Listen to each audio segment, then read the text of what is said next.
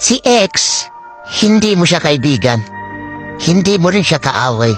Siya yung taong nakasama mo sa nakaraan na gumawa ng magandang alaala. Pero hindi na siya parte ng buhay mo sa ngayon kasi wala na kayong dalawa. Pwede siya yung dahilan kung bakit nasaktan ka ng sobra-sobra. Pero siya naman yung rason kung bakit marami ka natutunan sa pag-ibig. Kaya kung babalik man siya ulit sa buhay mo at magpaparamdam ulit, it's your choice.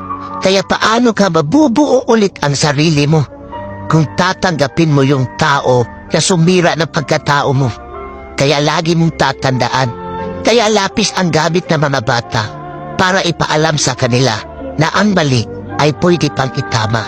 Kaya naman ballpen ang gamit natin para ipaalam sa atin na hindi na tayo bata, na para ulit-ulitin pa ang pagkakamali na hindi na natin kayang burahin.